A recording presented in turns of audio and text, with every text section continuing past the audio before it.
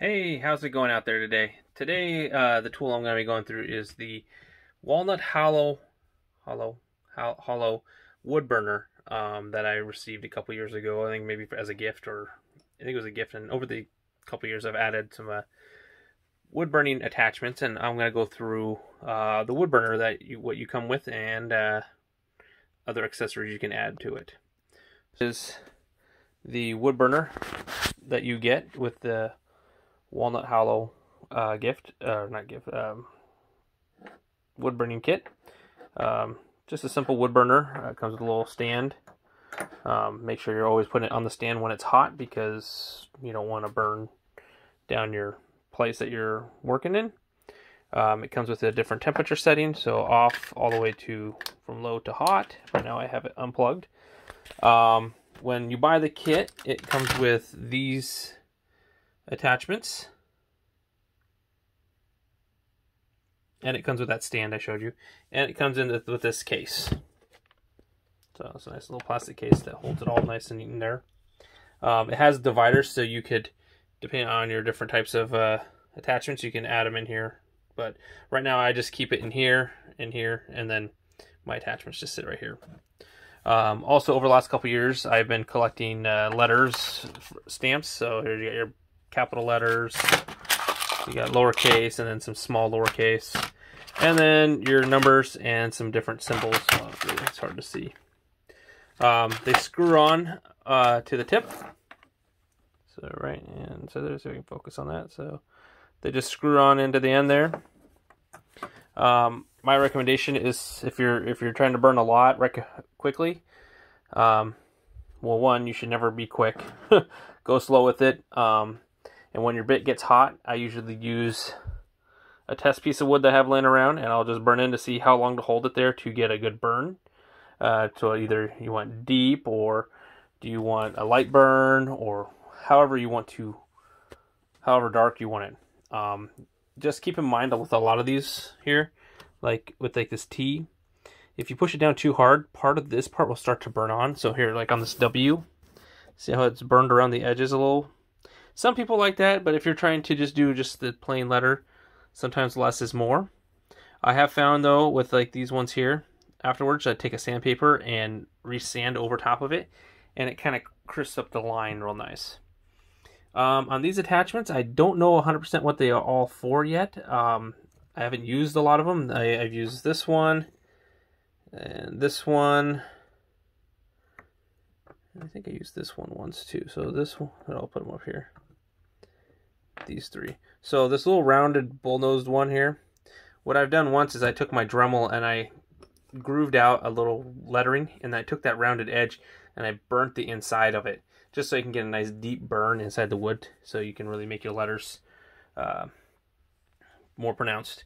One thing I have found with wood burning, like I said, go slow, but when I was first learning is I was trying just to carve it in with this one here. So this is a little bit, let's see if I can zoom in on it.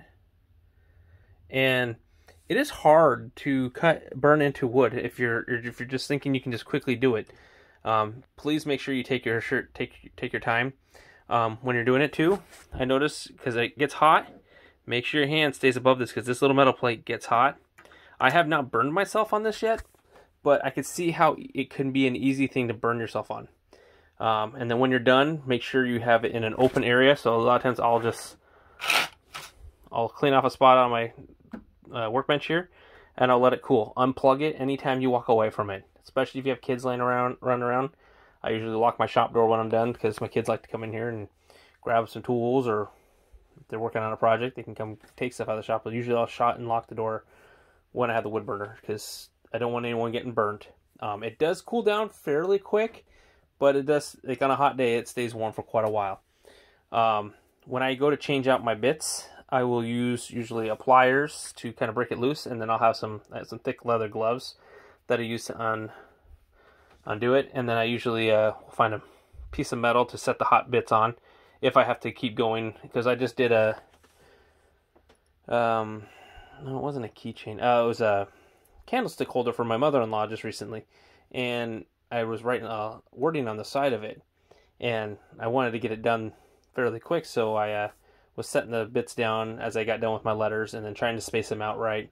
It turned out okay. I don't actually have any pictures of it. Otherwise, I would post a picture of it. But maybe I'll do a keychain here this next week. Actually, I think I have one ready to go almost. So here's the keychain I'm thinking about doing. I'll burn something in here.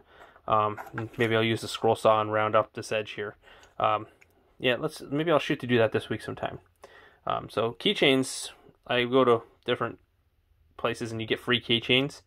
A lot of times I don't usually care about the keychain. I'll usually take them and I'll keep all the rings. So that way if I ever make a keychain, I got plenty. And I got a lot of this wood stock. So yeah, maybe I'll make a keychain and show you an easy way to make a nice wooden keychain to give as a gift for a loved one here coming up. But so far with the wood burner, maybe I'll even do the wood burning on that keychain. Actually, I think I just said I was going to. So please like and share this video, and if you haven't subscribed, please subscribe, and we'll start doing some projects here.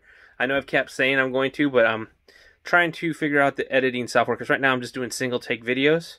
So I'm working on figuring out how to edit them and put the different video clips together that would keep you guys interested in a point to where, and it's easy for me to do because I have 2 younger kids and I'm working full time, so trying to find time to do the editing is a little difficult at this point, but I am trying to figure that out so I'm not just doing single take videos like I have been.